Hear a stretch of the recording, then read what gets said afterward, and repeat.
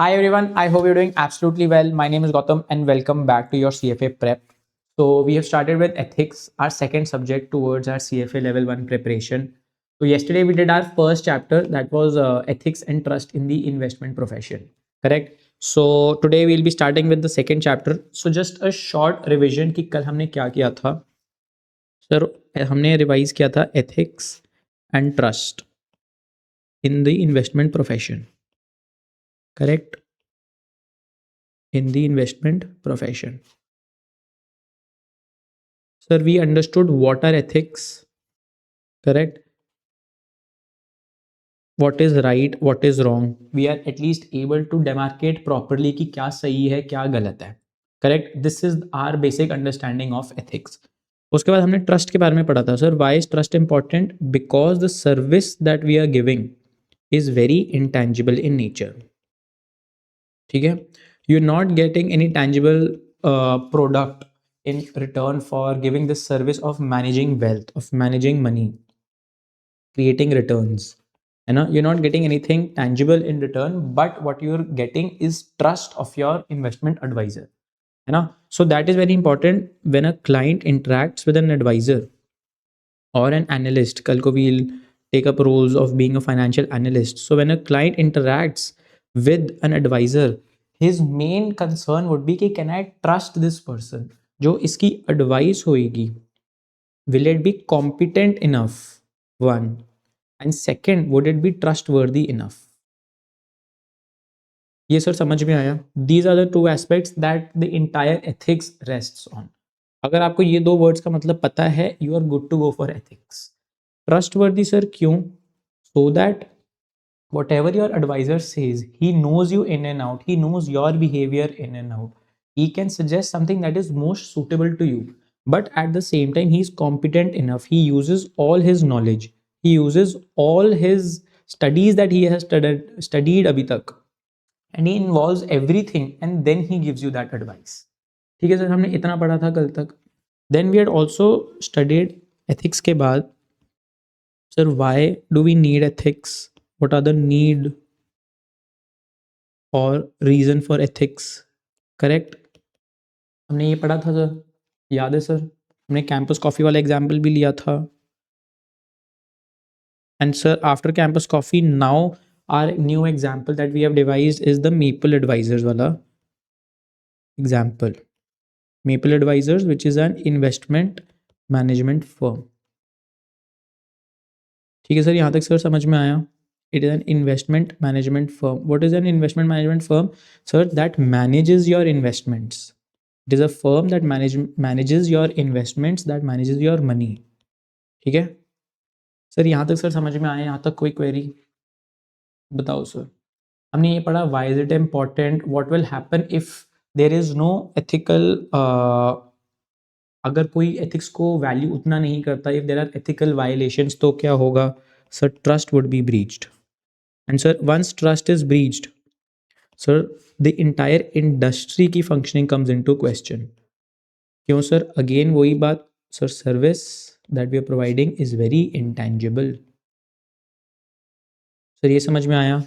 Then sir, we had understood one thing about code of ethics. So that we are ethical, what do firms institute in place?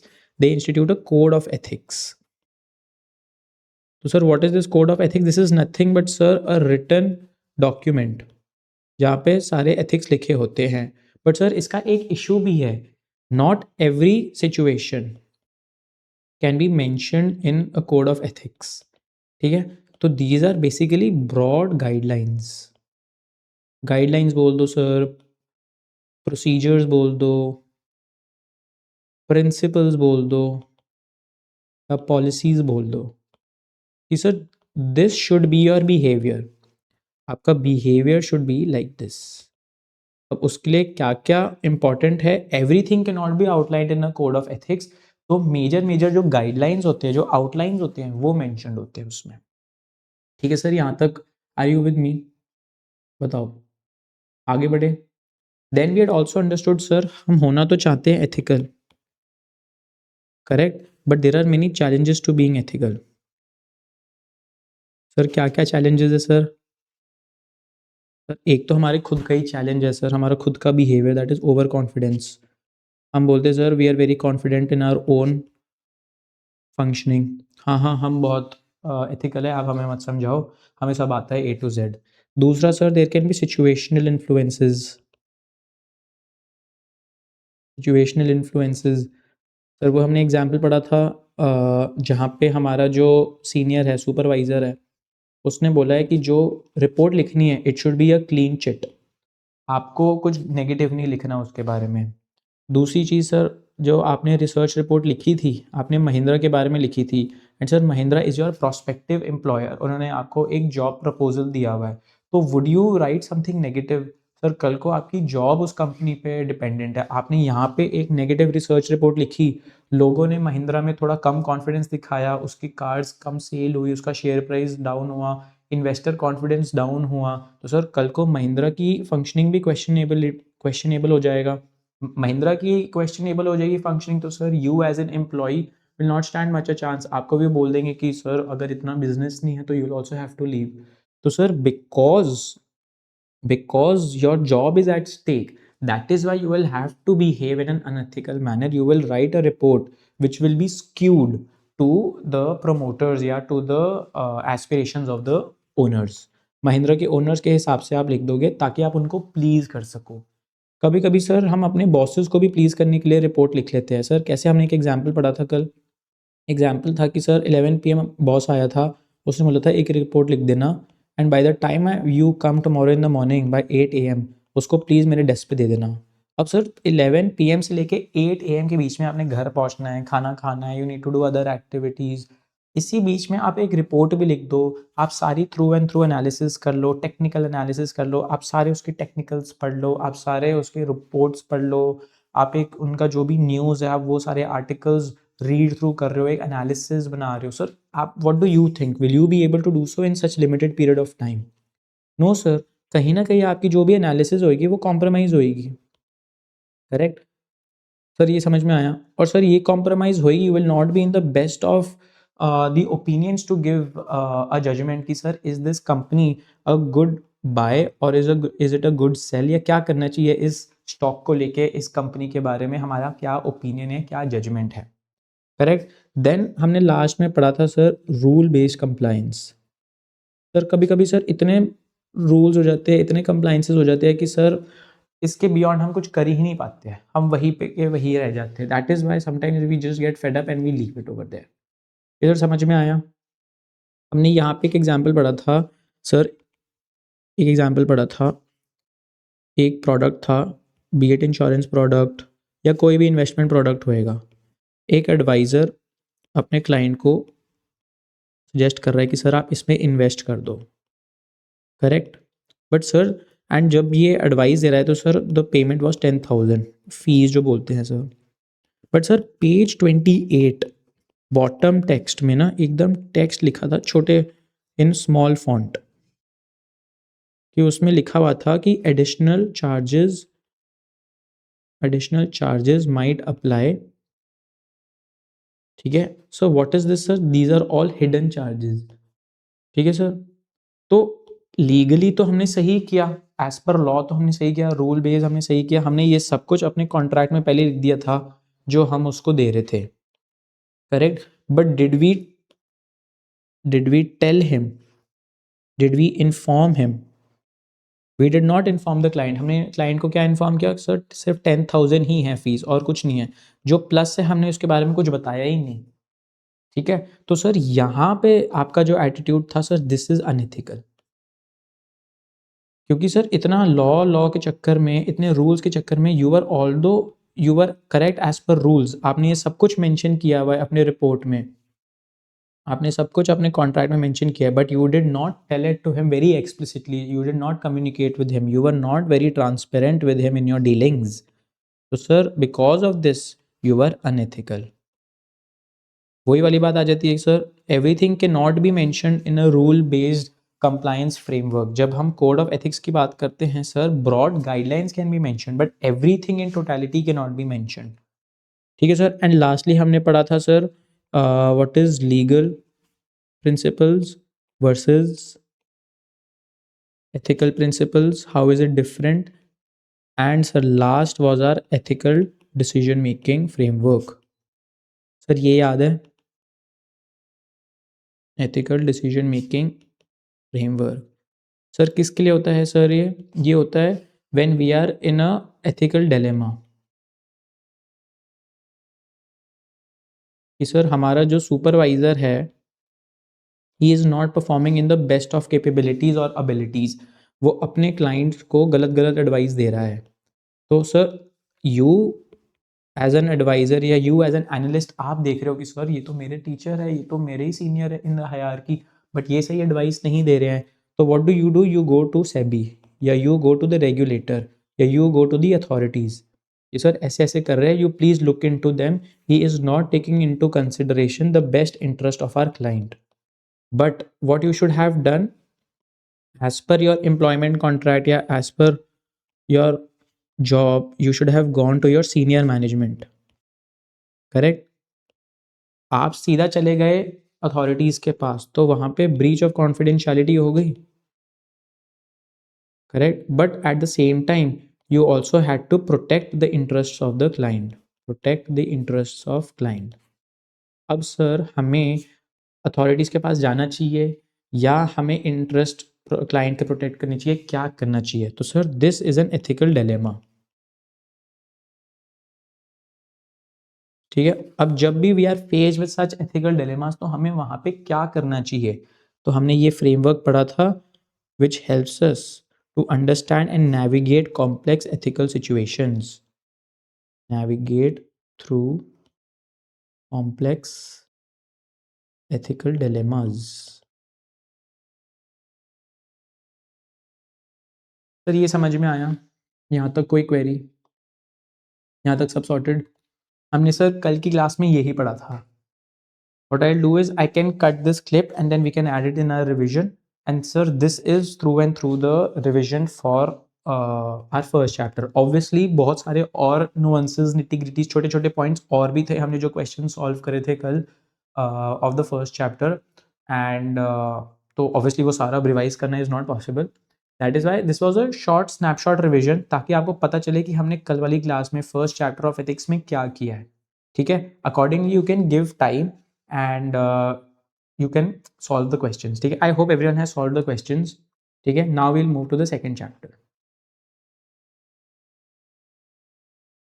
बताओ sir यहाँ तक कोई query? Anything that you wanted to ask, you want to confirm? आगे बढ़े? पक्का? बताओ sir.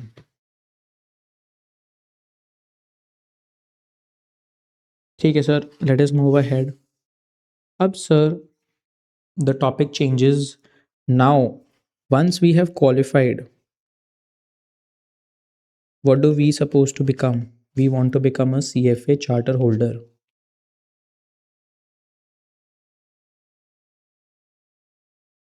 Sir why we are not called a CFA? हम एक CFA चार्टर होल्डर क्यों बुलाते हैं अपने आप को, नॉट अ CFA? ये हम पढ़ेंगे sir. Because the CFA can only be used as an adjective. तो हम ये सब समझेंगे. This will study in standard 7 of the third chapter, जो हम आज ही करेंगे. ठीक है, so we'll be called a CFA charter holder once we qualify our 3 exams and our work experience. ठीक है, but ये will come to the second part. Once we are a CFA charter holder, we are expected to comply with two things.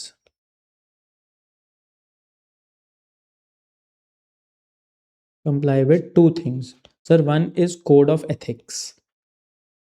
इसको ऐसे कर लेते हैं sir.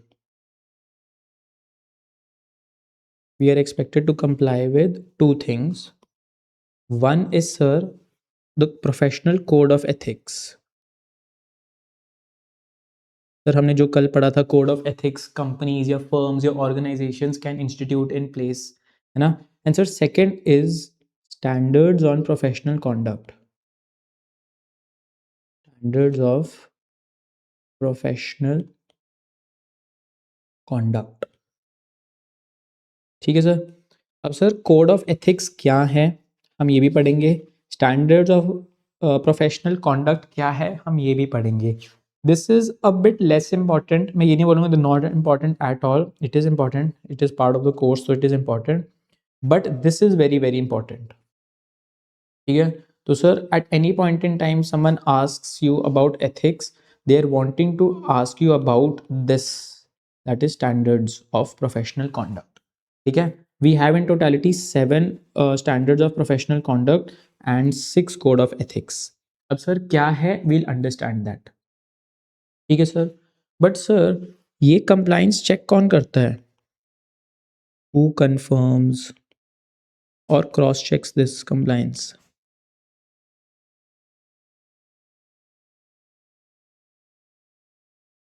कौन check करता है कि सर हम कंप्लाइंट है भी या नहीं है? कोई ना कोई तो चेक करता होगा. तो सर इसको बोलते हैं प्रोफेशनल कॉन्डक्ट प्रोग्राम.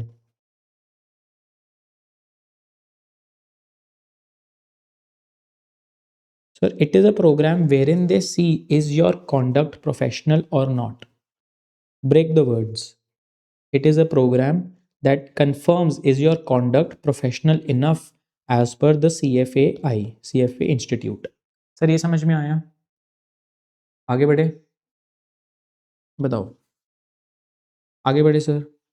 सर ये जो पीसीबी का प्रोग्राम होता है ना, हु हेड्स दिस या who is the overall overseeing body, कौन चेक करता है over and above everyone? Sir यहाँ पे we have the board of governors.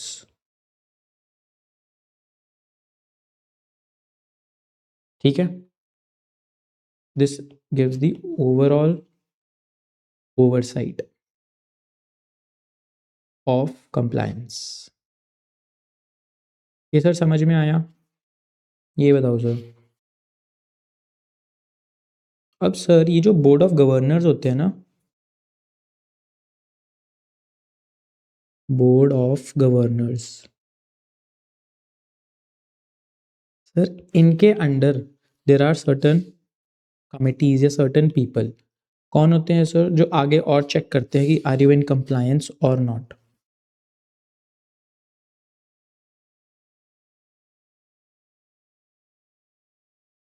Sir यहाँ पे one is known as the PCP professional, वही sir professional conduct programme, and दूसरा है डिसिप्लिनरी रिव्यू कमेटी डीआरसी.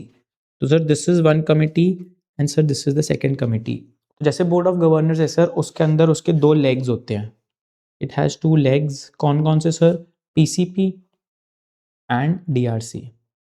ये पूरा program is also known as the professional conduct programme. And sir ये जो authority है वो भी एक प्रोफेशनल कॉन्डक्ट प्रोग्राम ही होता है. The entire department looks behind this program, that is what is called the PCP. Sir ये समझ में आया? बताओ सर यहाँ तक पक्का कोई क्वेरी है? यहाँ तक आगे बढ़े, कोई भी क्वेरी? तो sir this looks at the overall conduct and compliance. ठीक है. अब सर अगर हम पीसीबी की बात करें ना, it takes into consideration many many things. It actually sees कि कंप्लायंस हो रहा है या नहीं हो रहा है. It is responsible for conducting any investigation. अगर कोई कंप्लायंस हो रहा है, अगर नहीं हो रहा कंप्लायंस, तो हम उसको इन्वेस्टिगेट करेंगे कि क्यों नहीं हो रहा कंप्लायंट. सर ये समझ में आया सर कि compliance it will take into account everything, कि it will enforce the policies, it will enforce the guidelines. तो जो भी इन्फोर्समेंट होती है that it will take into considerations. Sir यहाँ तक सर समझ में आया? बताओ सर, बताओ सर. यहाँ तक सर समझ में आया? And because this is the primary body, sir it looks into account of the compliance of professional standards, code of ethics by the CFA member और कैंडिडेट. सर मेंबर M/C मतलब member और candidate. Candidate sir कौन हो गया? Candidate sir हम लोग हो गए जो we are still giving the exam, we have not received the charter holder, we are not a member of the institute yet. ठीक है, who is a member sir who is paying the fees, who has already cleared all his 3 exams, who has given the requisite work experience, has submitted it to the institute, is using the word CFA in front of his name, he is known as a member. Sir ये समझ में आया PCP कौन होता है, क्या होता है? ठीक है सर, समझ में आया। अब सर पीसीपी समझ में आ गया है, we can now understand how does an investigation, inquiry या इन्वेस्टिगेशन बिगिन। सर क्यों? सर क्योंकि हमने फर्स्ट पॉइंट पे ही यहाँ पे ये लिखा हुआ है कि it is responsible for conducting investigations. Sir why investigation? For non compliance, non compliance of ethics, non compliance of your standards, your code of ethics. Sir ये समझ में आया? सर इसके देयर आर 4 वेज। अब कौन कौन से हैं पढ़ते हैं। फर्स्ट सर सेल्फ डिस्क्लोजर, कि सर आपने खुद ही डिस्क्लोज कर दिया है अपने स्टेटमेंट में, जो एक पीसीबी का स्टेटमेंट होता है,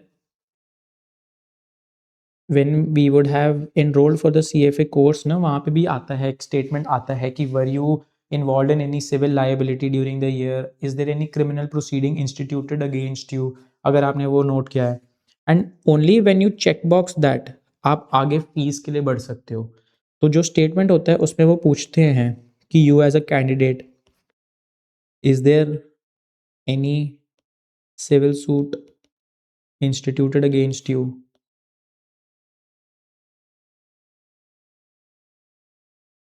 against you, is there any criminal suit instituted against you, are you a felon, आपका कोई फेलिनी का केस है, कोई सिविल रॉन्ग डूइंग का कोई केस है, तो वो सारे अगर आपने नोट किया होगा, ये सारा आपने टिक किया होगा। इसलिए in today's class you have been enrolled for the CFA course, है ना, विद द सीएफए इंस्टीट्यूट। ठीक है, that is why you can pursue, क्योंकि वो आपका ये प्रोफेशनल कॉन्डक्ट का स्टेटमेंट दे take it very very seriously, वो हर चीज़ देखते हैं, हर चीज़ चेक करते हैं। ठीक है, तो सर इसी में हो सकता है आपने सेल्फ डिस्क्लोज कर दिया कि yes I was part of a civil suit और a civil wrongdoing that was happening. अब सर फॉर एग्जांपल ले लेते हैं मेपल एडवाइजर्स, हमारा एग्जांपल, करेक्ट। मेपल एडवाइजर्स में सर रिया करके एक है लड़की, who is the lead analyst, lead analyst of equities. तो सर वो इक्विटीज़ में जो भी होता है वो लीड करती है, कहाँ इन्वेस्ट करना चाहिए, कैसे इन्वेस्ट करना चाहिए, कितना रिसर्च करना चाहिए, क्या क्या एनालिसिस करते हैं, क्या टेक्निकल्स चेक करते हैं, हर चीज़ जो भी है वो रिया देखती है, क्योंकि she is the lead analyst उस पर। ठीक है सर, इसने खुद अपने जो पीसीबी स्टेटमेंट होती है ना उस पर मैंशन कर दिया है कि yes I was involve in a civil proceeding. हो ही सकता है सर, कोई नहीं, कोई दिक्कत वाली बात नहीं है। हो सकता है आपका कोई एक सूट फाइल हुआ हो रेंट को लेके, ये रेंट पेमेंट या रेंट ड्यूज़ को लेके, हो ही सकता है सर, किसी का भी हो सकता है कि आपके टेनेंट ने या आपके लैंडलॉर्ड ने आपके अगेंस्ट एक सूट इंस्टीट्यूट कर दिया था कि you are not paying rent on time, correct. तो अगर ये हुआ है and you were part of such a suit, and सामने से इंस्टीट्यूट ने पूछ लिया कि were you part of such a suit, आपने यस बोल दिया, तो व्हाट डिड यू डू, ये आपने सेल्फ डिस्क्लोज कर दिया है, दिस इज सेल्फ डिस्क्लोजर। दो sir it is an honest disclosure, कोई सेकंड थॉट नहीं है, it is an honest disclosure, but if the institute wants, if the institute wants, it can institute or it can start an inquiry, so this can trigger an inquiry or an investigation। फिर समझ में आया self disclosure वाला part. तो first point हो गया हमारा sir self disclosure. बताओ सर, यहाँ तक सर समझ में आया? एनी क्वेरी यहाँ तक? आगे बढ़े सर। सर सेकंड आता है सर, आपको कोई कंप्लेंट आई है, कोई रिटर्न कंप्लेंट आई है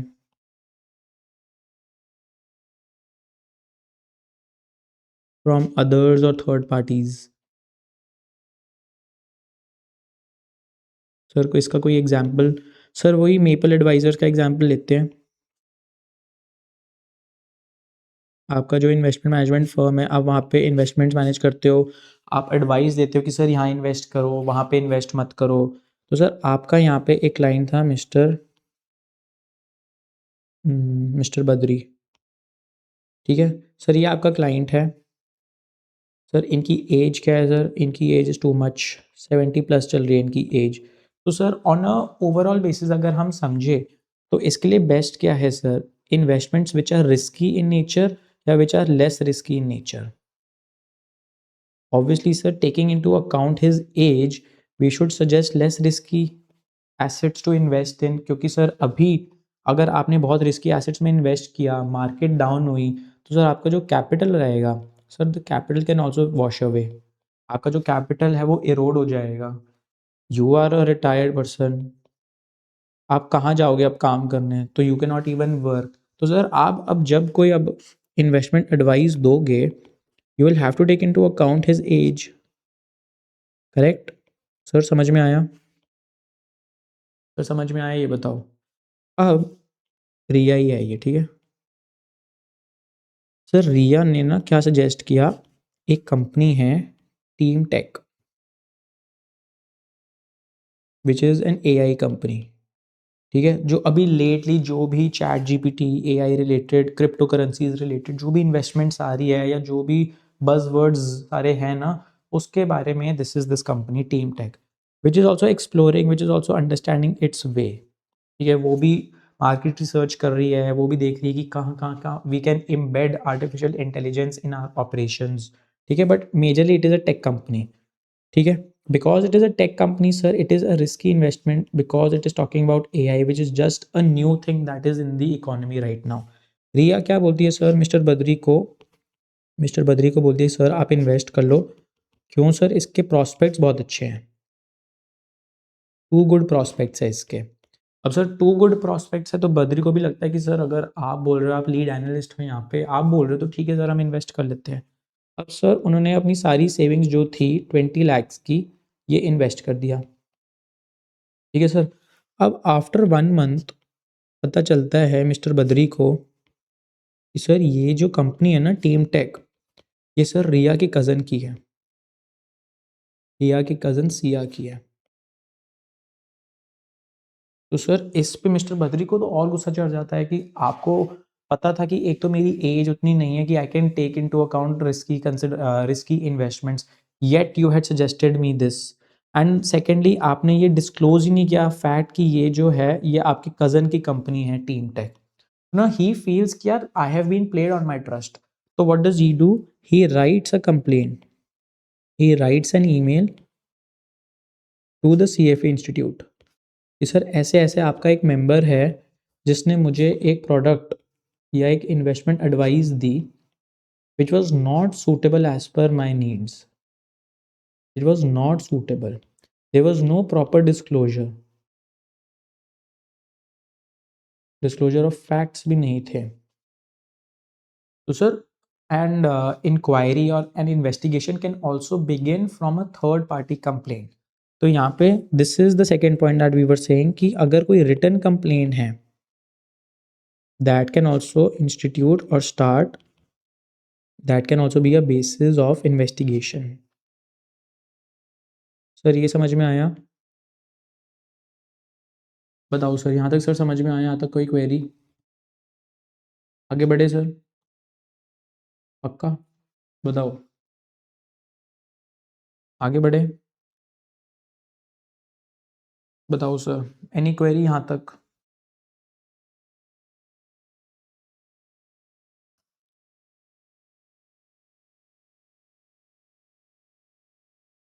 सर थर्ड आता है, it takes into account public information.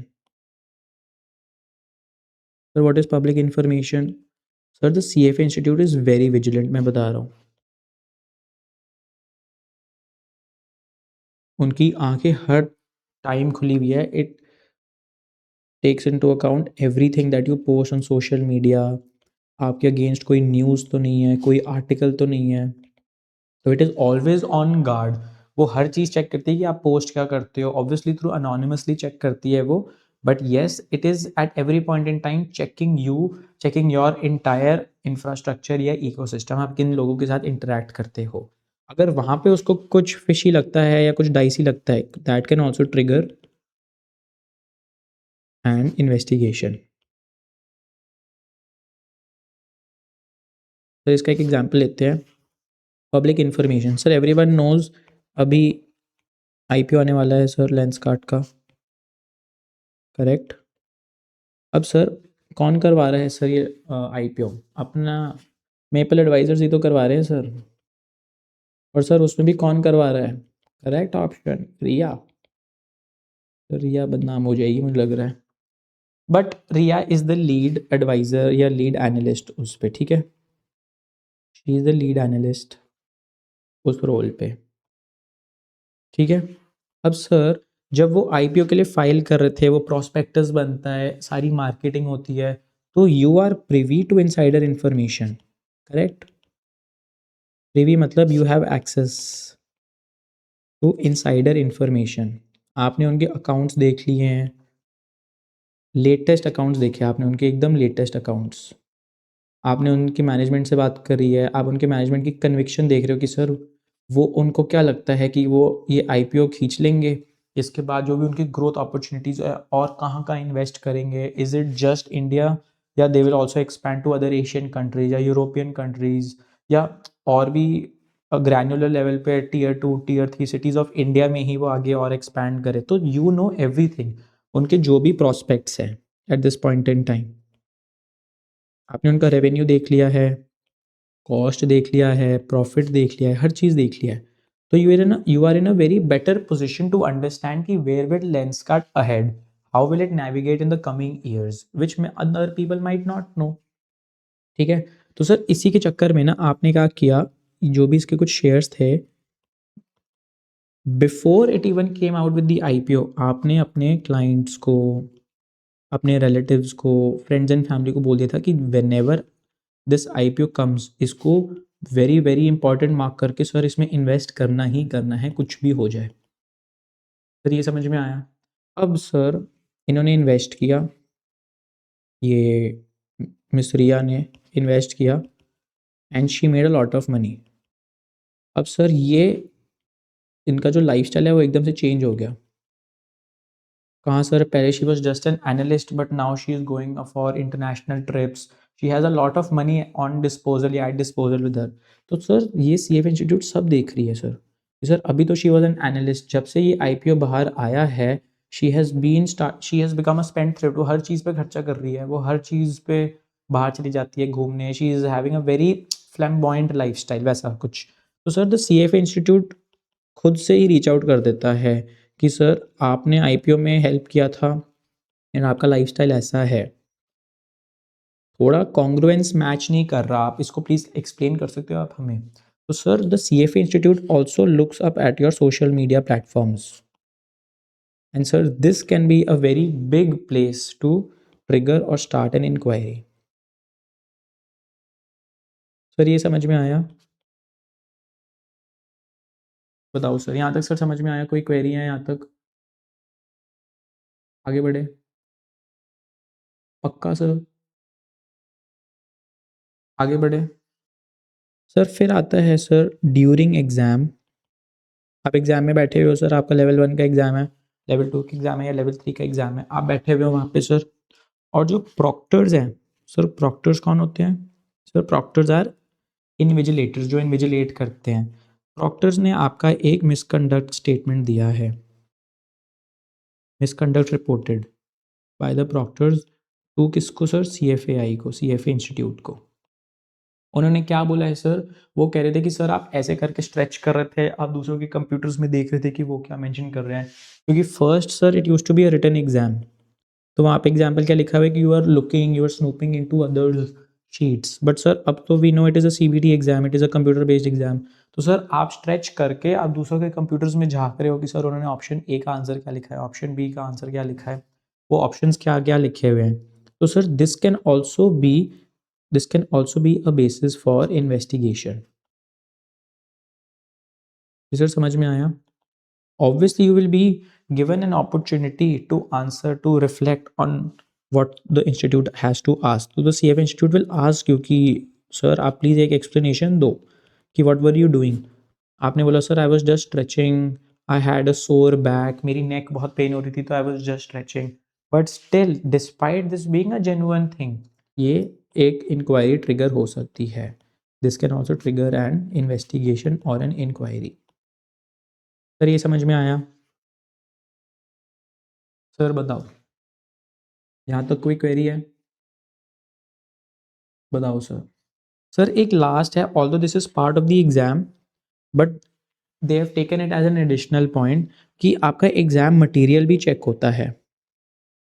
Exam material या आपका जो एग्ज़ाम पैटर्न है वो भी चेक होता है. जैसे आप एग्ज़ाम दे रहे हो, आपके साइड में आपका एक फ्रेंड चेक दे रहा है एग्ज़ाम और आप उसके भी साइड में उसका फ्रेंड दे रहा है एग्ज़ाम. तो सर आप 3 लोग साथ में एग्ज़ाम दे रहे हो.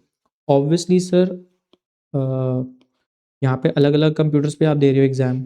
ऐसा तो है नहीं कि सेम कंप्यूटर पे ही दे रहे हो. तो सर अलग-अलग कंप्यूटर पे आप एग्ज़ाम दे रहे हो. But what the CFA institute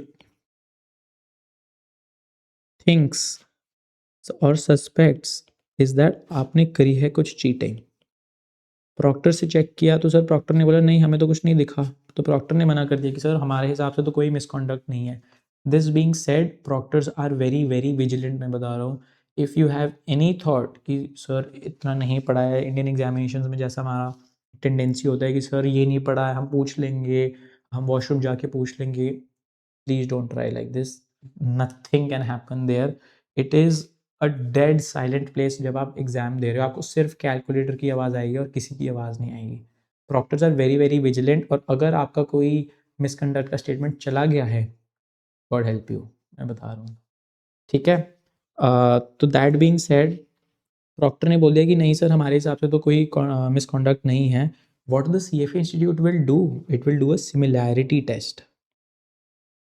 similarity test या एनालिसिस कि सर आपका जो क्वेश्चन 1 है, जो आपके फ्रेंड का क्वेश्चन 1 है, जो आपके फ्रेंड के फ्रेंड का क्वेश्चन 1 है, तो आपने क्वेश्चन 1 का क्या आंसर दिया, उसने क्या क्वेश्चन 2 का आंसर दिया, उसने क्या क्वेश्चन 3 का आंसर दिया. तो ये सारा सर सिमिलैरिटी एनालिसिस में चेक होएगा कि अगर आपका भी सेम, उसका भी सेम, उसका भी सेम, तो that can not be possible. क्यों? क्योंकि सर जो भी क्वेश्चंस होते हैं उन्होंने जंबल करे होते हैं. उसके बाद भी आपने क्वेश्चन 1 का ए दिया है, उसने क्वेश्चन 2 का बी दिया है, उसने क्वेश्चन 3 का सी दिया है. And this is sir same across students. तो sir as per similarity test या एक सिमिलैरिटी एनालिसिस वो चेक होएगा और उनको पता चल जाएगा कि did you cheat in the exam या did you use any unfair means. ये सर समझ में आया? तो sir this is how granular या sir this is how tough the institute can get when it comes to the integrity of CFA exams, क्योंकि it wants to protect the integrity of the CFA exams. आप बताओ sir समझ में आया? आपको लगता है ऐसा कुछ होता होगा इंडियन एग्जामिनेशन में? बताओ सर. आगे बढ़े यहाँ से. तो this is the stature of the exam that you're sitting for. मैं आपको बता रहा हूँ, it is not an easy exam that you're sitting for. It is well monitored, well proctored. तो be very vigilant when you sit for the exam. आपको sir ये note down करना है, आप नोट डाउन कर लो इसको. हमने सर 4 या 5 पॉइंट्स पढ़े हैं. हमने चौथे पॉइंट का हमने एक एडिशनल पॉइंट बना लिया था, but majorly there are 4 points. हमने एक सेल्फ डिस्क्लोजर पढ़ा था सर. हमने ही सामने से डिस्क्लोज कर दिया कि yes we were part of some suit. कोई रिटर्न कंप्लेंट्स गई है फ्रॉम अदर्स या थर्ड पार्टीज, जैसे हमारा जो क्लाइंट था मिस्टर बद्री. पब्लिक इन्फॉर्मेशन वो सर हमारा सोशल मीडिया चेक कर रहे हैं. हमारे हमारे हिसाब से जो भी हम पर कोई अगर आर्टिकल आया हुआ है, हमारा लिंक्डइन चेक कर रहे हैं. अगर there has been any news around us, जो ड्यूरिंग एग्ज़ाम अगर कोई प्रॉक्टर ने कोई रिपोर्ट दी है. एंड लास्टली सर हमारा जो एग्ज़ाम मटेरियल है या जो हमने एग्ज़ाम दिया है उसका कोई अलग से पैटर्न है. Is there any similarity analysis that is coming out. Sir आपने ये मेंशन करना है तो यू कैन स्टार्ट. एंड अभी तक sir we have just studied about PCP. DRC अभी बचा हुआ है. आगे बढ़े सर. आप सर इसको अगर आप you want you can take 2 minutes and then we'll move ahead.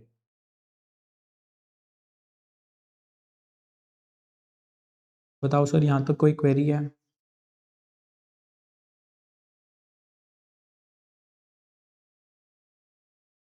आगे बढ़े सर।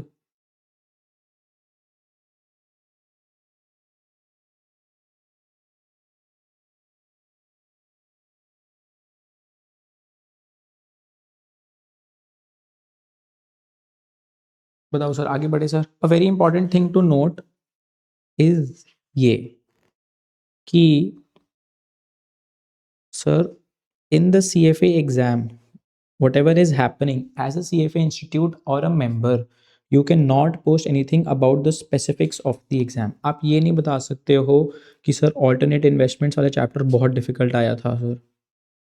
सर एथिक्स वाला वो क्वेश्चन याद है सर, ये मिस्टर एंड मिसेस कुछ आया होगा, मिस्टर एंड मिसेस जेवियर्स वाला question sir was very tough. You can not share anything specifics about the exam. Yes, you can give an overall thought कि was the exam difficult, was it tough, was it easy या was it moderate, ये आप बता सकते हो, but you cannot share the specifics. The keyword here is specifics. तो समझ में आया? अगर आपने ये किया तो this is also grounds for investigation.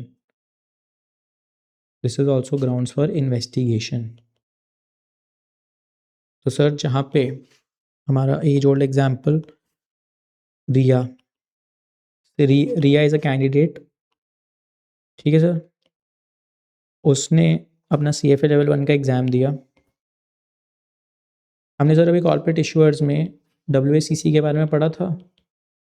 उसने वो बोल दिया था कि sir very tricky question on WACC specifically with regards to weight selection, कि हमें कौन से वेट्स लेने चाहिए, मार्केट वैल्यू वेट्स लेने चाहिए या टारगेट वेट लेने चाहिए या बुक वैल्यू वेट्स लेने चाहिए। हमने ये पढ़ा था ना सर। तो सर यही उसने पूछ दिया था कि वेट उसने बुक वैल्यू लेनी चाहिए, टारगेट वेट्स लेने चाहिए, या हमें टारगेट कैपिटल स्ट्रक्चर होता था और बुक वैल्यू वेट्स होता था या मार्केट वैल्यू वेट्स होता था। करेक्ट। तो उसने ये सब बता दिया sir. Do you think is she in compliance? No sir, she is not in compliance and this is proper grounds for instituting an inquiry और starting an investigation against her. Sir ये समझ में आया? बताओ सर। अब sir next होता है what happens after an investigation.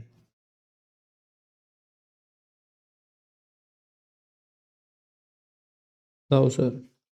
Sir पहला तो यही, दिल आस्क फॉर एक्सप्लेनेशंस। तो सर आप अपनी साइड ऑफ स्टोरी समझाओ ना sir, why did you do the thing you did. तो sir they will ask for explanations.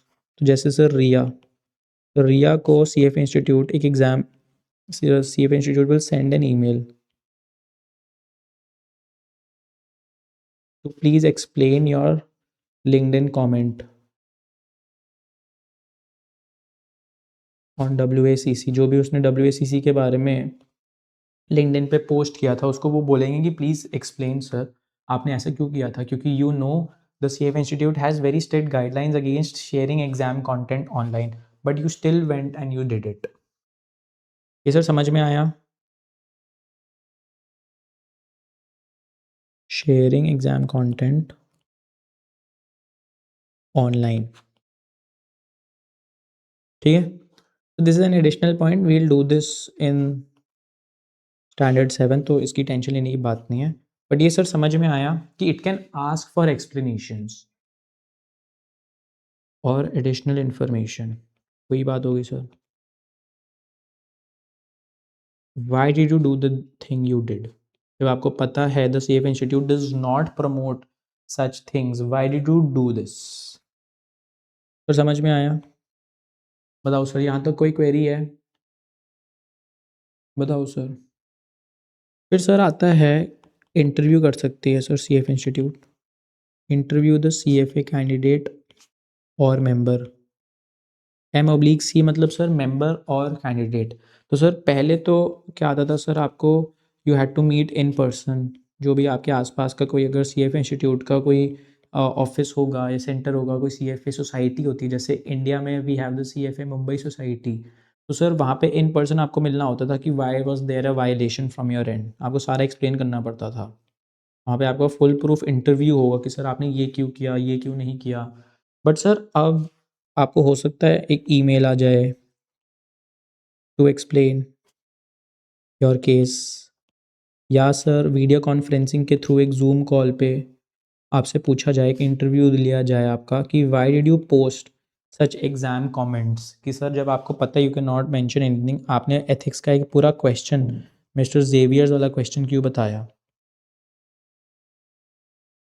जब आपको पता है you are not allowed to do this, why do do this. तो we are seeking explanations via the interview. Sir ये समझ में आया? बताओ सर, यहाँ तक कोई क्वेरी है? पक्का? सर थर्ड क्या है sir? We will interview the third person, the third party. हमारे केस में कौन है सर? मिस्टर बद्री।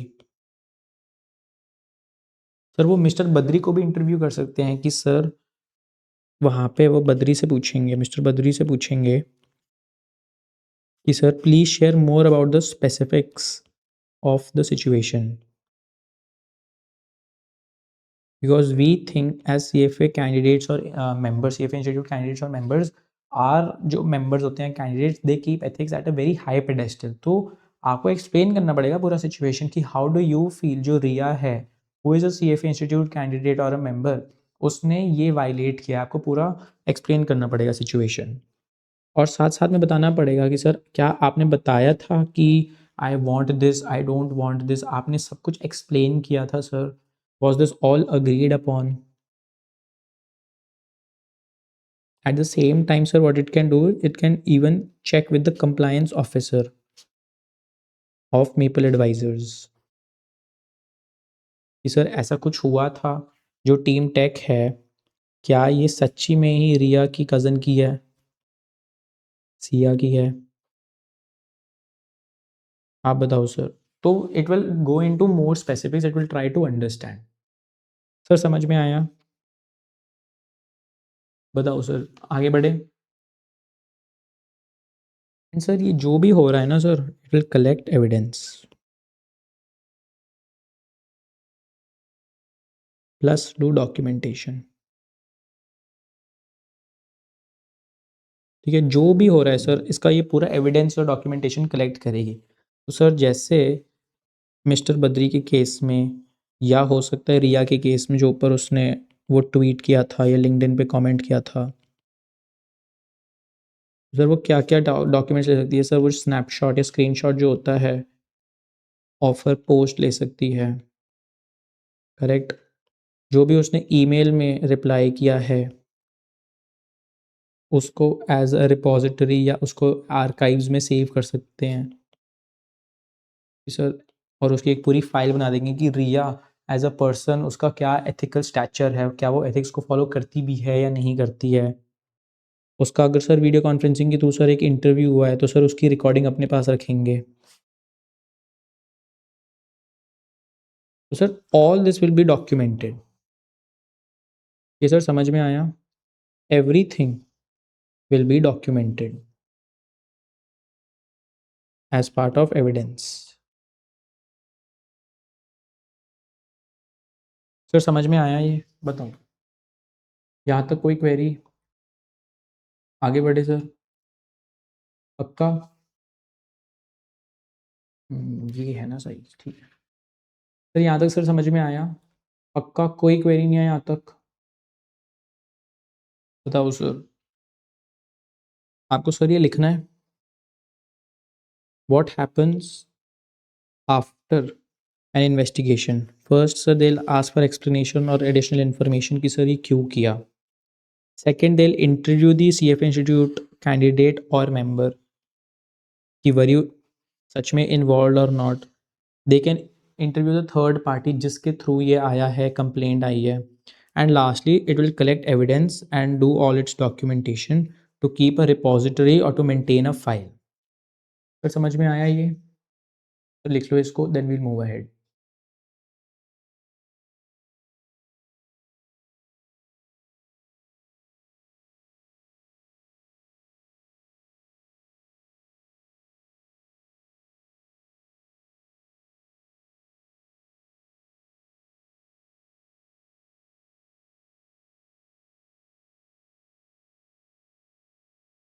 आगे बढ़े, बताओ यहाँ तक कोई क्वेरी है? Shall we move ahead? अब सर ये हमें पता चल चुका है। Now what will happen,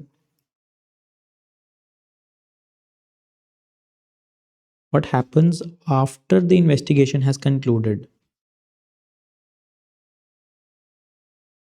After the investigation has concluded, sir हमने ऊपर पढ़ा था investigation has begin, has started.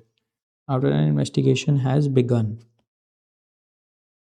या स्टार्टेड, ठीक है, तो उसका प्रोसेस क्या होता है, क्या क्या कर सकती है institute.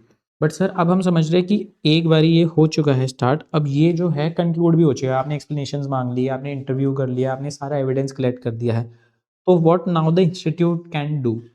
Sir first it can say कि sir no disciplinary action,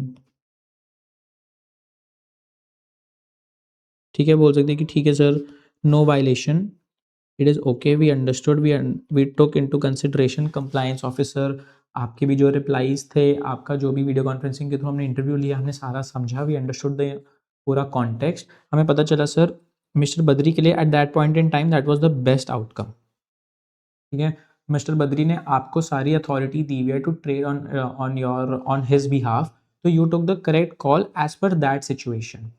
although 1 month के बाद उनको पता चला था कि येस ये उसके कज़न का है, ये आपने नहीं बताया, ये आपको बताना चाहिए था, बट ओवरऑल अगर आप ओवरऑल सिचुएशन देखो तो you were well in compliance, कोई दिक्कत वाली बात नहीं है।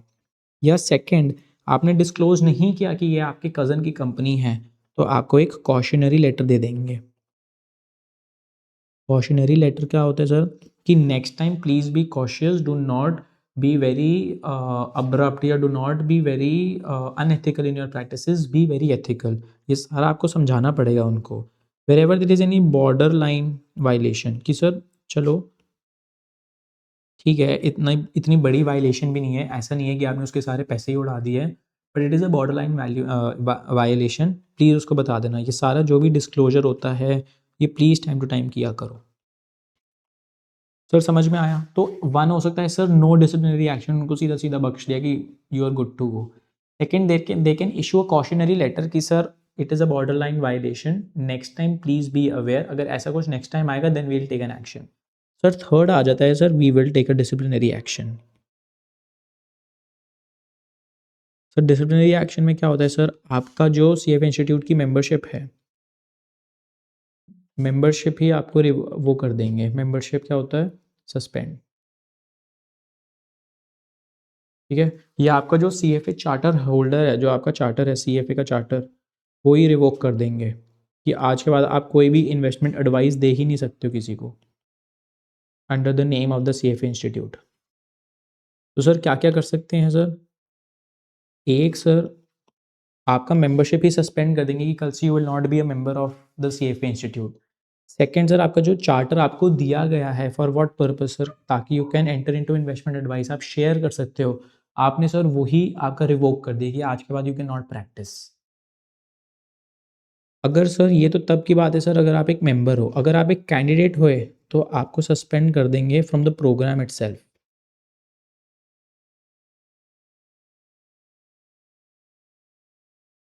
कि सर रिया जो थी, नीचे लिखते sir, Riya was a CFA level 1 candidate, उसने वायलेशन किया, पोस्ट किया लिंक्डइन पे sir which was against all rules, तो उन्होंने क्या बोला, हम आपको डिबार ही कर देंगे, डिबार्ड, या you are suspended from the programme at all. आप ना ही अब लेवल 2 के लिए बैठ सकते हो, ना ही लेवल 3, आप कुछ नहीं कर सकते सीएफ इंस्टीट्यूट से, अब आपका नाम कभी भी नहीं जुड़ेगा, you have been suspended from the programme. या last sir, public censure. Sir what is public censure? Sir public censure में पब्लिक में आपको बता, पब्लिकली आपको बोल देंगे कि sir you have not done the right thing, आपने एथिकल वायलेशन की है, this is not expected from a CFA charter holder, you are expected to hold ethics at a very high pedestal, आप values ethics को please ऐसे मत करो, do not play with the trust of retailers और retail public. तो sir आपको publicly बताया जाएगा, पब्लिकली बोला जाएगा कि please do not this. Obviously आपको डिफेम नहीं किया जाएगा, ये न्यूज़ नहीं चलेगी कि हाँ रिया ने आपको ये कर दिया, रिया ने ये कर दिया। No, it is not very very disrespectful. जो आपका जर्नल आता होगा या अगर कोई कॉन्फ्रेंस है तो उसमें एक अनाउंसमेंट हो जाएगी कि मिस रिया प्लीज़ अगली बारी से it has come to our notice कि आप ऐसे ऐसे इन्वेस्टमेंट एडवाइस दे रहे हो या आप ऐसे ऐसे लिंक्डइन पे कमेंट्स प्लेस कर रहे हो, please be aware, do not do it next time, it is not the right way to approach the being a professional body, we look at it, तो हमें रिस्पेक्टफुल नहीं लगता है। तो आपने पब्लिकली उनको सुना दिया है और पब्लिकली बता दिया कि this is not expected from a CFA institute member और कैंडिडेट। ये नहीं कि आप उनको पब्लिकली जाके डिफेम कर रहे हो कि हाय रिया आपने ये कर दिया, हाय रिया आपने वो कर दिया। This is not how the CFA institute functions. ठीक है, तो सर ये सब हो सकता है, ये सर समझ में आया। अब सर जब ये हुआ, इन्वेस्टिगेशन कंक्लूड हो गई है, इन्वेस्टिगेशन हैज़ बीन कंक्लूडेड। अब सर जो मेंबर या कैंडिडेट है ना सर, या तो वो एक्सेप्ट कर लेगा कि यस सर मेरी गलती है, आई अग्री, अगली बार ऐसी गलती नहीं करूँगी या नहीं करूँगा, I should have been more cautious, I should have been more vigilant. या सेकंड सर रिजेक्ट कर देगा, नहीं सर मैंने तो नहीं किया, मेरे हिसाब से तो बेस्ट था, आप गलती कर रहे हो, मेरी कोई वायलेशन नहीं है, अगर मैंने अपने कोई कमेंट्स डाल भी दिया लिंक्डइन पे, it is just for public ना, ताकि उनको समझ में आ सके कि CFA इंस्टीट्यूट का जो एग्ज़ाम है now they are increasing the difficulty, fees बढ़ा रहे हैं, डिफ़िकल्टी बढ़ा रहे हैं, तो this is not done, it is for public good only that I am helping.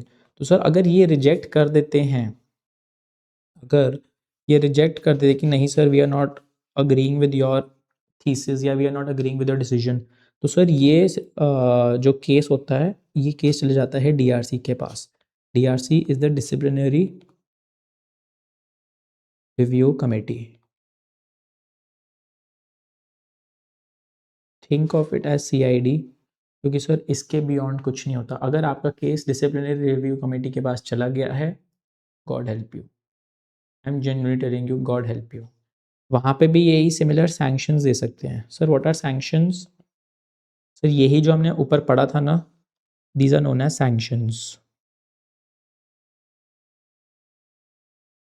ठीक है, these are all known as sanction. Sanction मतलब वो क्या क्या कर सकते हैं, तो they can also do very very similar things, कि they can suspend your membership,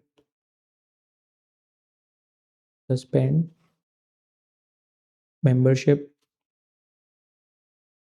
they can revoke your charter, they can suspend you from the program, या लास्टली वही सिमिलर है, पब्लिक सेंचर हो सकता है। ये सर समझ में आया। एंड सर इनका जो भी डिसीजन होता है sir that is final and binding.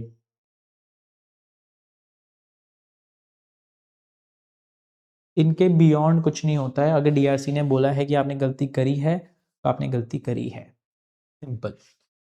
ये सर समझ में आया।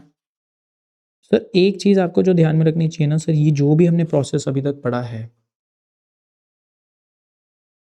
इम्पॉर्टेंट नहीं है सर, इम्पॉर्टेंट है सर, क्या बात कर रहे हो sir, it is important, but you should keep in mind the entire process, कि जो भी हमने सर यहाँ तक, पहले बताओ सर यहाँ तक समझ में आया है, यहाँ तक कोई क्वेरी? आगे बढ़े यहाँ से, पक्का ना, पक्का। तो सर ये जो भी इंटायर प्रोसेस हमने किया है इट इज़ सर फेयर। कहीं पे भी आपको लगा सर हमने CFA इंस्टीट्यूट या CFA कैंडिडेट या जो मेंबर है हमने उसको एक अपॉर्चुनिटी ऑफ बीइंग हर्ड नहीं दिया था, opportunity opportunity of being heard नहीं दिया है सर, सब जी है सर, सर सब दिया है। When we are asking about written explanations और information, sir we are asking them ना कि आप अपनी साइड ऑफ स्टोरी भी समझाओ, हो सकता है we are coming with some preconceived thoughts, आप पूरा समझाओ। And sir it is all confidential. We do not go out in public and we do not blurt out कि देखो देखो देखो रिया ने ऐसे किया, बद्री के साथ ये हुआ, उसने एथिक्स के बारे में सेंट जेवियर्स कह रहा हूँ, मिस्टर एंड मिसेस जेवियर्स के बारे में ऐसे ऐसे क्वेश्चंस पोज करे थे. We do not publicly go out and do something like this until obviously it gets public. जब तक ये जो भी इनका सैंक्शन होता है ये फाइनल एंड बाइंडिंग नहीं होता है. And still we do not go out to defame.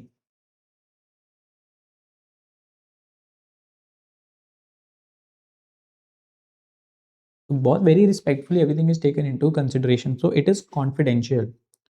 तो सर समझ में आया ये. एक तो sir the entire process is very fair and second it is confidential.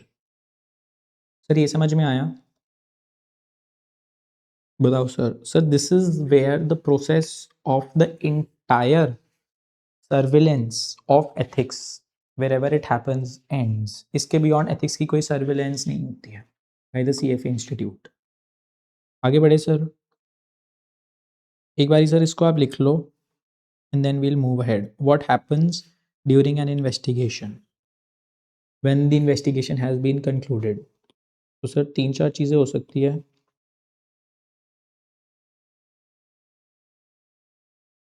तो 3-4 चीज़ें हो सकती है सर. नो डिसिप्लिनरी एक्शन, या एक कॉशनरी लेटर इशू कर सकते हैं, या सर डिसिप्लिनरी एक्शन ले सकते हैं जिनको हम सैंक्शंस भी बोलते हैं. ठीक है सर, आप इसको लिख लो फिर हम आगे बढ़ते हैं.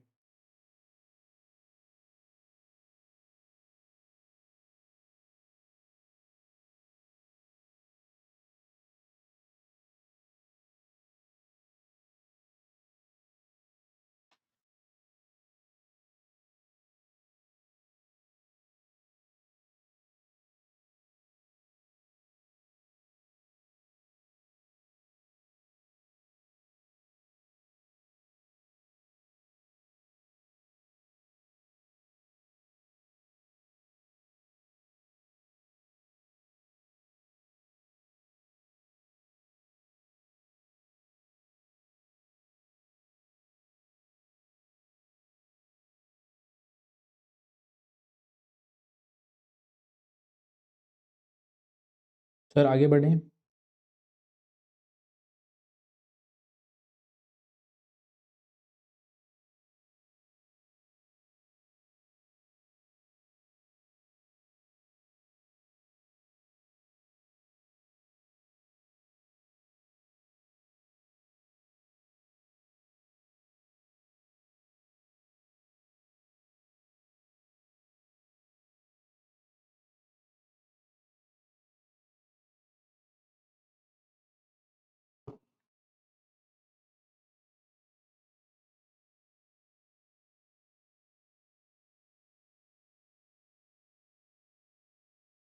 आगे बढ़े सर.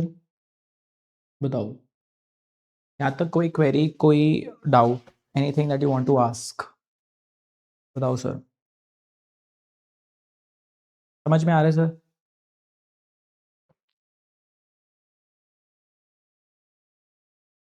सर एक बार हम नोट से भी रीड थ्रू कर लेते हैं ताकि देर इज़ कम्फर्ट.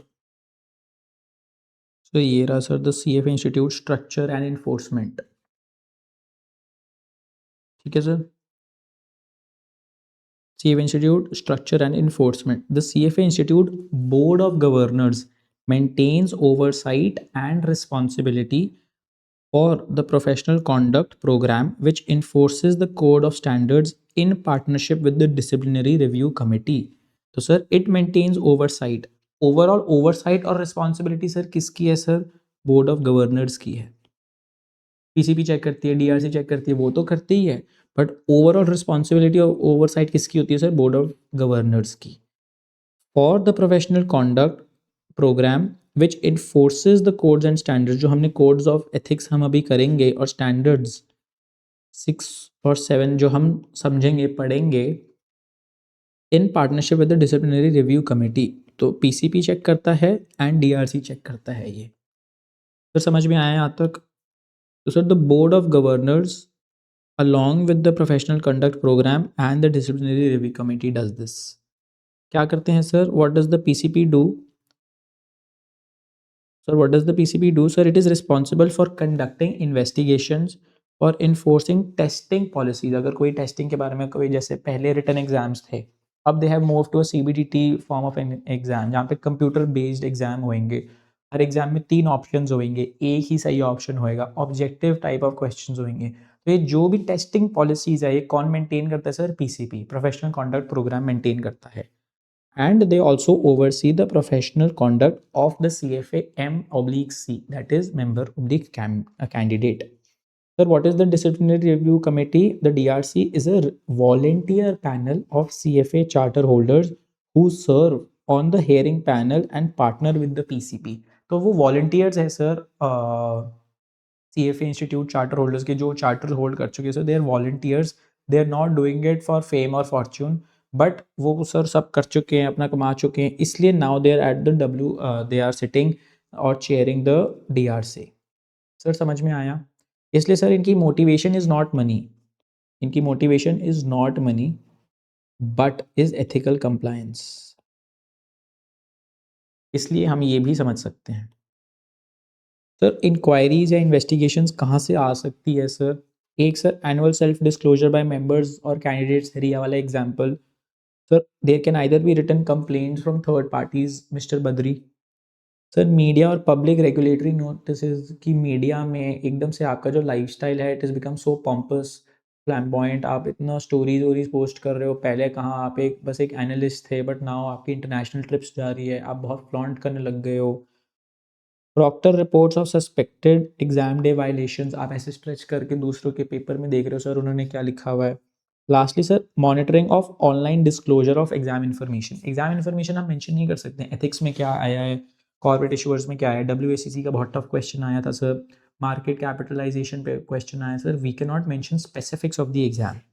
ओवरऑल हम बता सकते हैं कि सर वॉज इट टफ या ईजी, बट ऐसे स्पेसिफिक्स में नहीं घुस सकते. If we did so we are in violation. तो सर इन्वेस्टिगेशन प्रोसेस में क्या आता है सर? एक, we can ask for written explanation. Sir miss Riya आप अपनी एक्सप्लेनेशन दो, आप हमें, आपने ऐसा क्यों किया, why did you post on LinkedIn about the WACC वाला question. Second, we can interview the member और कैंडिडेट और the third party. We can also interview the third party. Badri को भी हम इंटरव्यू करेंगे यहाँ पे. बद्री सर आप आओ, हो गया आप 70 साल प्लस अपने घर पे, आप यहाँ पे आके समझाओ हमें कि पूरी क्या केस स्टडी हुई है आपके साथ. फिर आता है sir collect the required evidence. जो भी सारा एविडेंस है अब वो कलेक्ट करेंगे हम. And then sir post exam analysis. हमने यहाँ पे एग्जाम एनालिसिस में क्या पढ़ा था सर? हम सिमिलैरिटी टेस्ट करेंगे. इसमें हम देखेंगे कि अगर A और B दो लोग हैं जिन्होंने एग्ज़ाम दिया है, तो सर A ने फर्स्ट का क्या आंसर लिखा है, B ने फर्स्ट का क्या आंसर लिखा हुआ है, सेकंड का क्या आंसर लिखा है, दोनों ने थर्ड क्या आंसर लिखा हुआ है. तो सर उसके बेसिस पे एक सिमिलैरिटी, एक पैटर्न हम डिवाइस कर पाएंगे. और अगर वो पैटर्न दिखा तो सर कहीं ना कहीं there has been some violation. Sir effect of investigation sir क्या हो सकता है? Either they can close the matter, ignore कर देंगे, there is no disciplinary action, या they can issue cautionary letters की बॉर्डर लाइन है, आप अगली बार याद रखना, इट इज़ नॉट अलाउड. और lastly they can give you sanctions या they can take a disciplinary action. Sir क्या हो सकता है? Public sensor.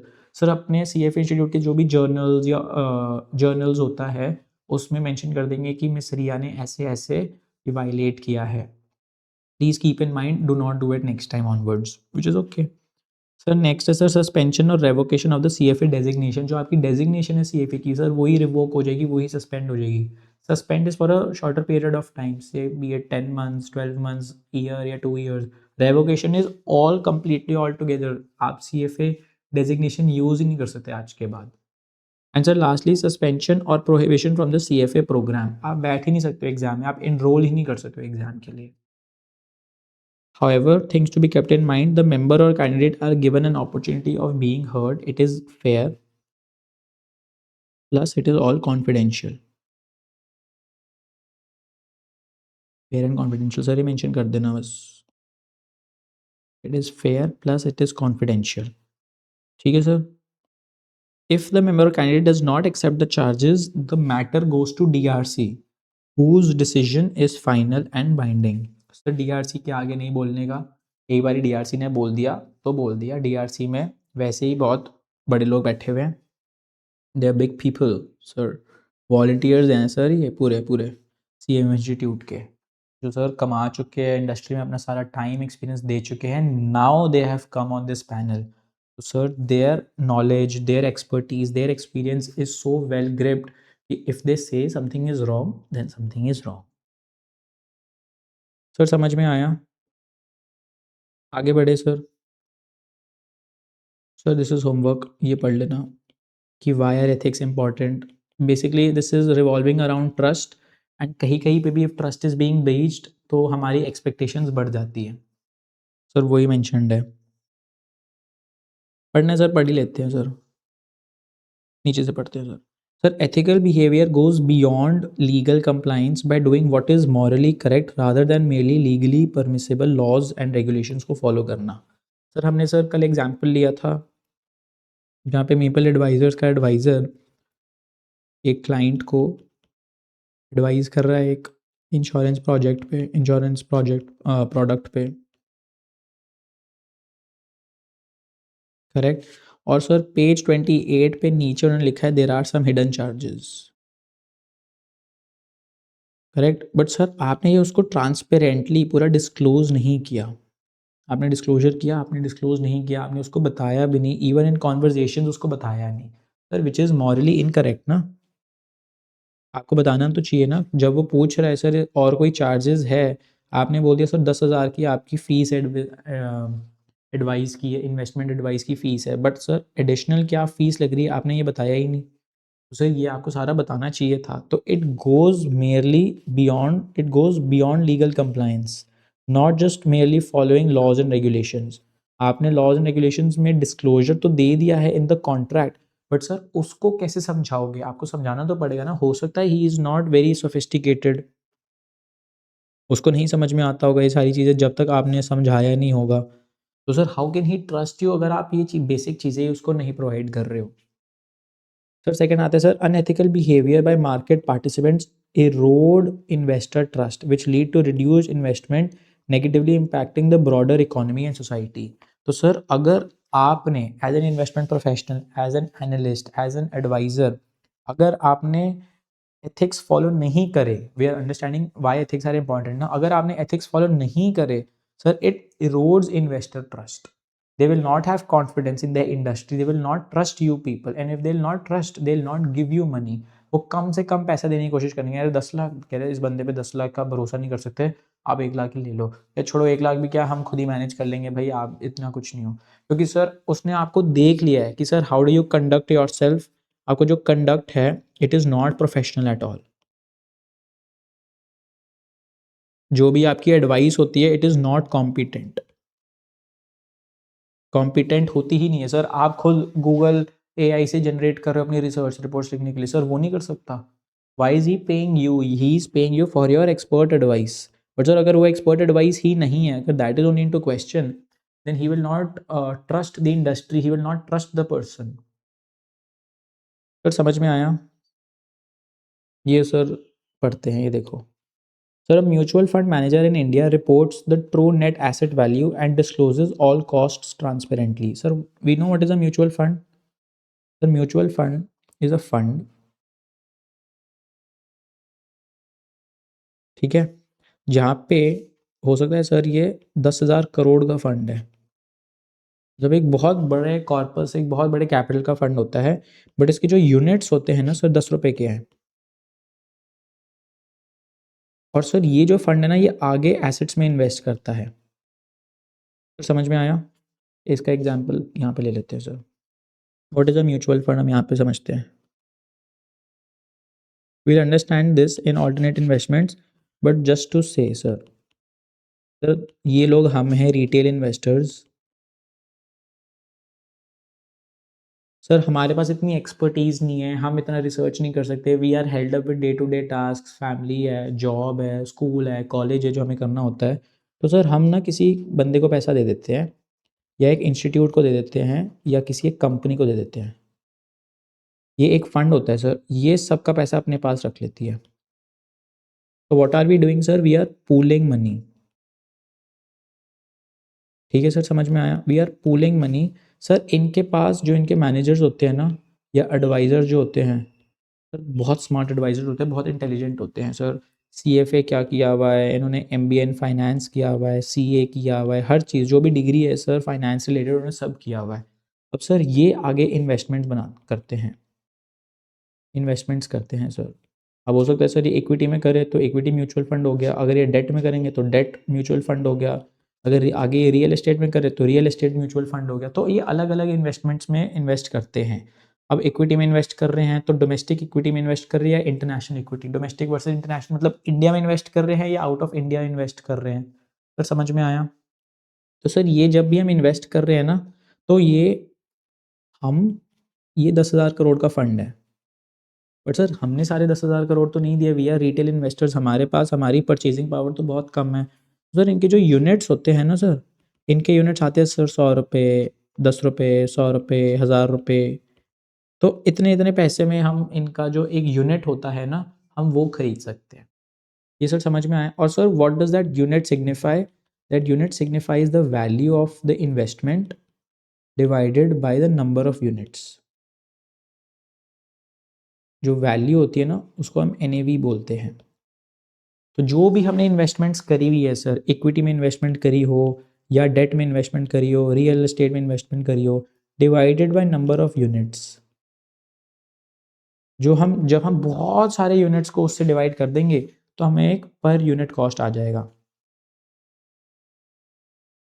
Net asset value जिसको बोलते हैं, एनएवी, एनएवी पर यूनिट। ठीक है, अब सर इसके स्पेसिफिक्स हम आगे वाले चैप्टर्स में पढ़ेंगे, but at least you know what is NAV अब। ठीक है सर, हम समझते हैं।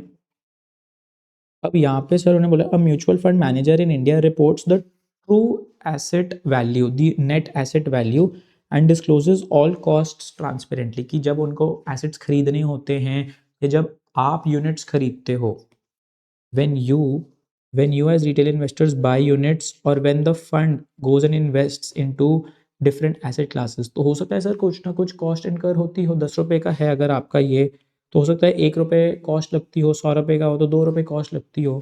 तो what do they do sir? They disclose all costs very transparently. Because of this honesty investors trust the fund and invest their money. वो कह रहे हैं कि यार सर 10 रुपये में भी आप उनको समझा रहे हो कि सर कॉस्ट क्या है और बाकी जो 9 रुपये हैं वो कहाँ पे इन्वेस्ट हो रहा है।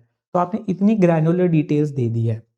तो sir the mutual fund in turn channels that capital, उसके वजह से सर हमारा इंटरेस्ट बढ़ गया है, हमारा जो ट्रस्ट है उस कंपनी पे, उस म्यूचुअल फंड पे बढ़ गया है, तो हम और इन्वेस्ट करेंगे। वी विल फील ना कि हमारा यार पैसा यहाँ पे है तो पार्क्ड है, if it is parked it is safe. तो sir the mutual fund in turn channels all that capital into companies that are building renewable energy plants and tech startups. These businesses further create new jobs, innovative in clean energy, which raise the living standards. तो sir यहाँ पे वो ethical थे, they were able to earn your trust.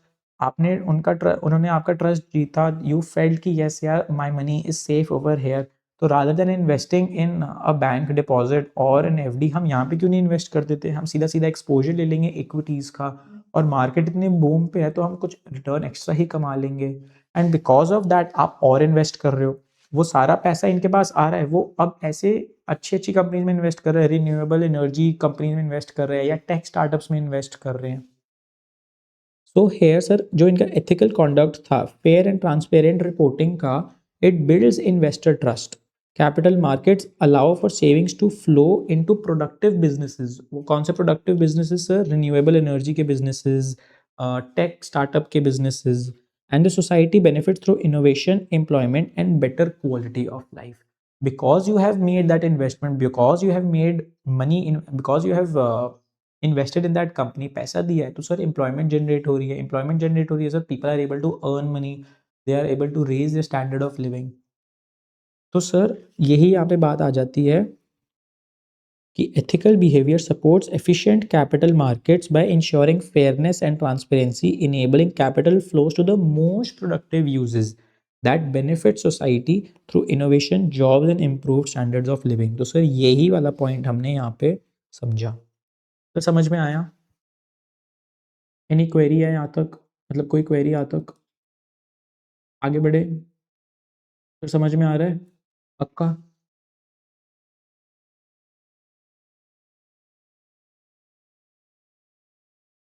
Sir why Why are we studying codes and standards? It is the fundamental goal of the code and standards is to protect client interests by enabling clients to make fully informed decisions. जब हम ethics follow करते हैं, चाहे वो codes है, चाहे वो standards हो, we are able to give the proper advice, the best advice, so that they can make the most informed decisions based on transparent professional conduct. हम अंदर कुछ छुपा नहीं रहे हैं, we are as transparent. हम सब कुछ आपको बता रहे हैं, हम सब कुछ बता रहे हैं, इसका मतलब वी आर ऑनेस्ट, इसका मतलब वी आर ट्रांसपेरेंट, हमारे पास इंटेग्रिटी है, वी आर ऑब्जेक्टिव, हम कुछ छुपा नहीं रहे, हम आपको सब शेयर कर रहे हैं. आगे you will have to figure out आपको इन्वेस्ट करना है या नहीं करना है.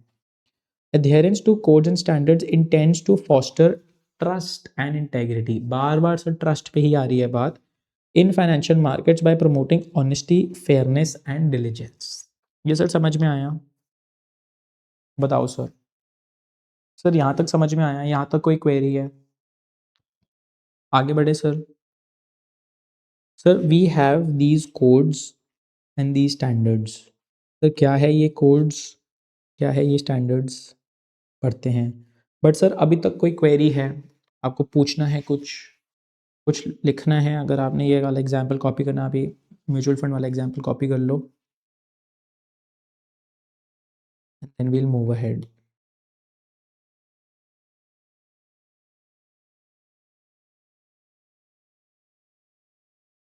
बताओ सर कोई क्वेरी है यहाँ तक? आप इसको लिख लो आराम से and then we'll move ahead.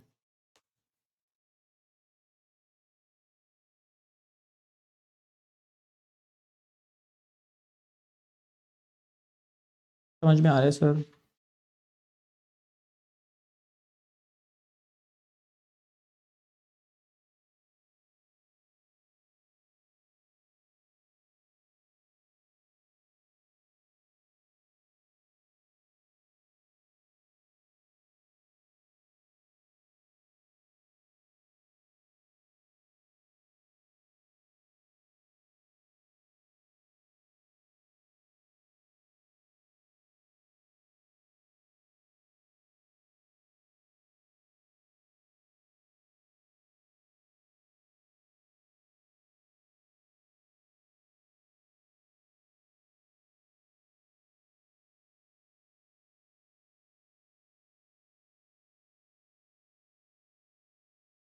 Sir यहाँ तक कोई क्वेरी है?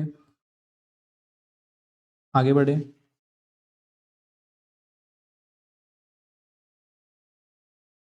सर हमने पढ़ा था what are codes and codes of ethics. These are broad guidelines. Correct. Broad guidelines बोल दो, प्रिंसिपल्स बोल दो. They will not tell you exactly हर सिचुएशन में आपको क्या करना चाहिए, but they will give you broad guidelines कि कैसे करना चाहिए, how should you proceed if you have an ethical dilemma. एक फ्रेमवर्क तो दिया ही हुआ है, प्लस ओवरऑल जो अगर आपको कोई भी क्वेरी हो इन एथिक्स तो always go back to these ethics. ये सर समझ में आया? सर अब इसको पढ़ते हैं, आराम से पढ़ते हैं, no worries. We should act with integrity, competence, diligence, respect, and in an ethical manner when dealing with public, clients, employers, or other participants of the market. Whenever we are dealing with different types of people in the market, be it clients, be it the public in general, be it our own employer, be it regulators. So, sir, we should first be people of integrity. इधर की बात उधर नहीं करनी चाहिए हमें sir. We should be very respectful खुद से. We should have integrity. First. Second, we should have competence, technical skills होनी चाहिए हमारे पास, फाइनेंस की बेसिक नॉलेज होनी चाहिए. Uh what is assets, what is liability, what are expenses, equities का मतलब क्या होता है, ऑल्टरनेट इन्वेस्टमेंट्स का क्या मतलब होता है. We should have basic competence. कोई न्यूज़ अगर हम पढ़ते हैं तो sir we should not just jump on the news. हम अपनी ड्यू डिलिजेंस करें, हम उसको हम स्टडी करें, एनालिसिस करें उसकी कि इज़ इट वर्थ इट, अपनी एक फोरकास्टिंग बनाएं, अपना एक कुछ प्रोजेक्शंस करें, उसके बेसिस पे हम डिसीजन लें. ये नहीं कि कोई न्यूज़ आई बाहर, सोशल मीडिया पे कोई पोस्ट आया, वायरल हुआ, उसके बेसिस पे हमने एक जजमेंट लिया. ठीक है. And lastly sir, whenever we are behaving we should behave in a very respectful and ethical manner. We should not disrespect anyone because it shows ill on the industry. It shows ill on the CFA Institute कि sir ऐसे लोगों को member बना देते हैं sir ये लोग. तो overall you should have that thing in mind, ठीक है। You should place integrity of the investment profession and interest of client above personal. तो इंटरेस्ट ऑफ क्लाइंट इज परम, मतलब उसके बियॉन्ड कुछ नहीं होता है। तो सर जहाँ पे भी क्लाइंट इंटरेस्ट आ रहा है, इसके beyond their is nothing sir. सबसे ऊपर क्लाइंट है सर। जो क्लाइंट ने बोल दिया सर हम क्लाइंट की सुनेंगे, क्योंकि एट द एंड क्लाइंट ही दाता है हमारा। माय गॉड, दाता, सच अ Hindi word.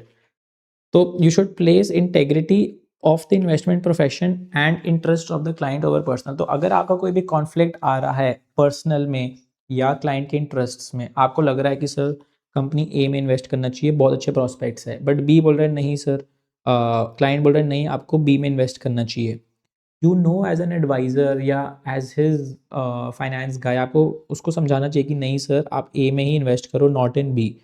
But if he is very adamant आप जाके बी में ही इन्वेस्ट करो, क्योंकि the client is the guy, his interest are very very important to be taken into consideration. तो समझ में आया? आगे बढ़े सर, बताओ, आगे बढ़े। फिर आते sir, use reasonable care and exercise independent professional judgement for your investment analysis, making recommendations और व्हेन टेकिंग इन्वेस्टमेंट एक्शंस। तो सर वेन एवर आपको कोई न्यूज़ मिलती है या कुछ भी होता है, please take reasonable care, do not jump on every source of information. Check the source पहले, is it credible, credible source से आया इन्फॉर्मेशन, कोई रूमर्स तो नहीं है ये सर।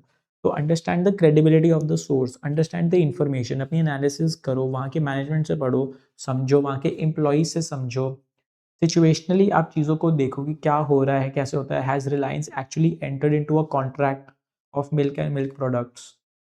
उसका पहले कोई मिल्क का कोई बिजनेस था या नहीं था, उसकी कोई एक्सपर्टीज़ है या नहीं है, उसकी कोई मीटिंग्स तो नहीं चल रही आजकल किसी इंडस्ट्री के प्लेयर से who is involve in milk and milk products. तो ये सारी एनालिसिस आप करो, only then come to an investment conclusion. तो whenever we are talking about Kiara, हम पढ़ेंगे आगे कियारा, कियारा से हम लर्न करते हैं इसको, बट के इज साइलेंट। तो whenever we are talking about IARA, that is investment analysis recommendations and actions, investment analysis recommendations and actions. तो जब भी हम इन्वेस्टमेंट एनालिसिस कर रहे हैं या किसी को रिकमेंड कर रहे हैं या उसके बेसिस पे बाय सेल का ऑर्डर कर रहे हैं, एक्शन ले रहे हैं, तो वेरी इंपॉर्टेंट थिंग इज हम खुद की एक ड्यू डिलिजेंस, एक इंडिपेंडेंट जजमेंट ले।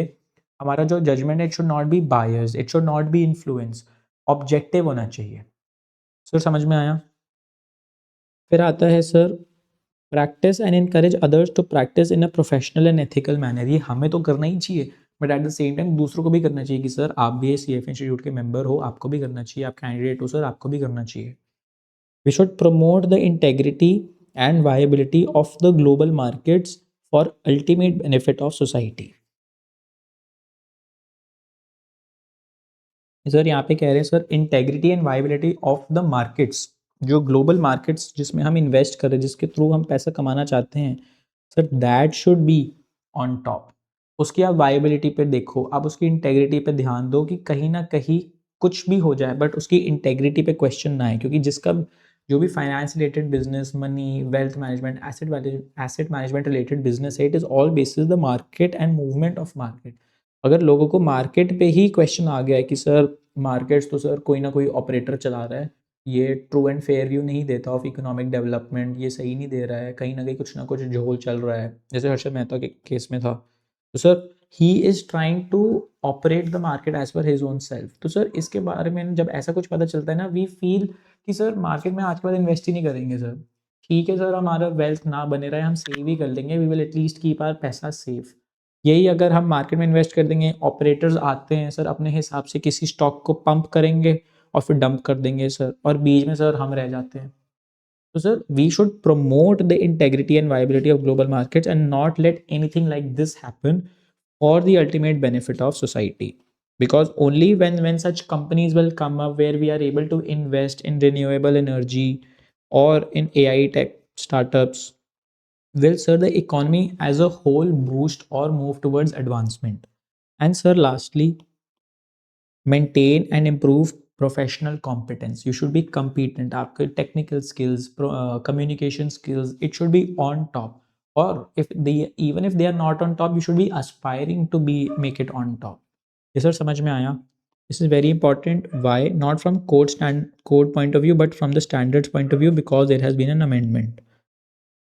Amendment in the form कि ये additional add हुआ है. हमारे नोट्स में सर सब मेंशन्ड है, आपको नोट्स में सब कुछ दिखेगा. नथिंग हैज़ बीन मिस्ड, कोई गैप्स नहीं मिलेंगे आपको. तो प्रोफेशनल कॉम्पिटेंस के बारे में there is a lot of cry कि what do we mean by professional competence, ये हम समझेंगे, but at least we know it has something to do about technical skills.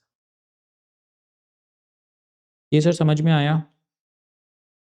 बताओ सर, यहाँ तक सर समझ में आया?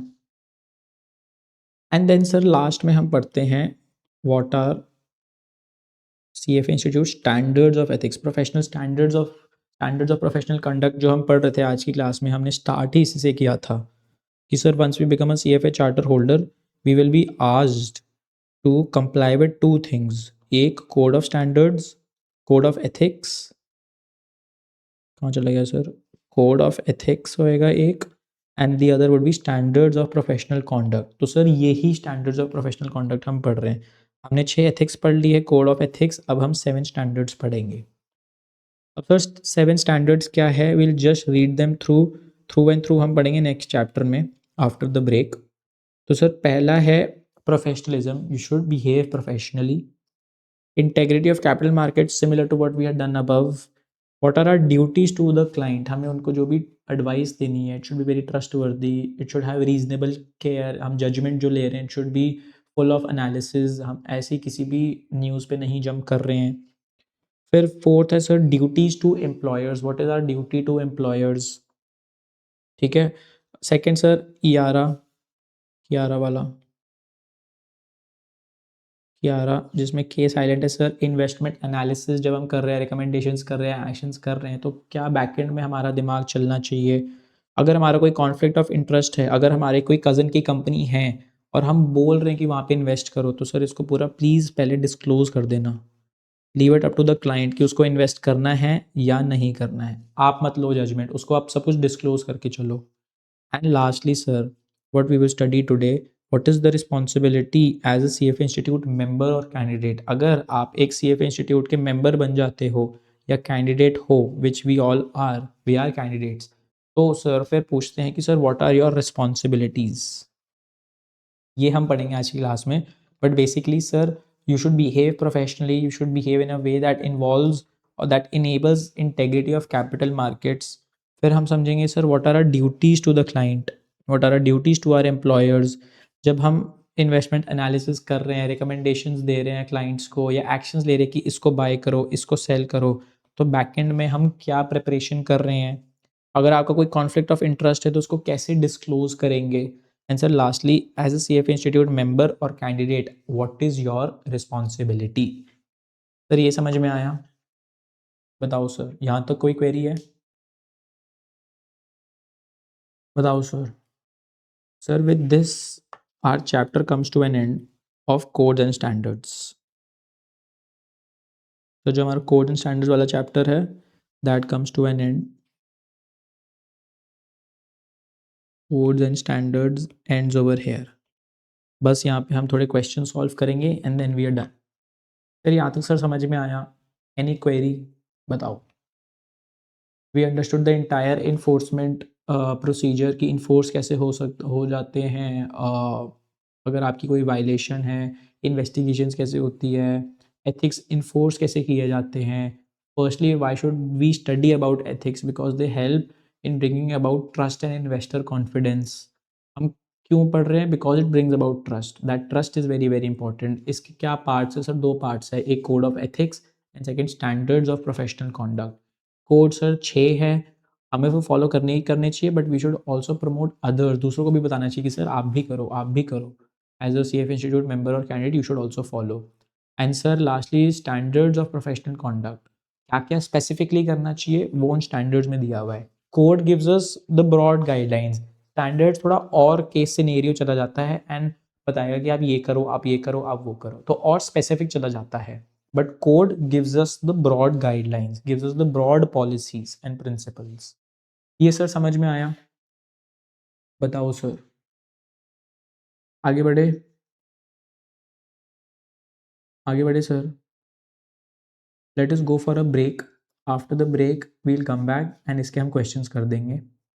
ठीक है, सॉर्टेड है. यहाँ तक कोई क्वेरी है? बताओ सर. ठीक है, तो what we'll do is we'll break for a break. ठीक है, अभी टेक अ 10-12 मिनट का ब्रेक.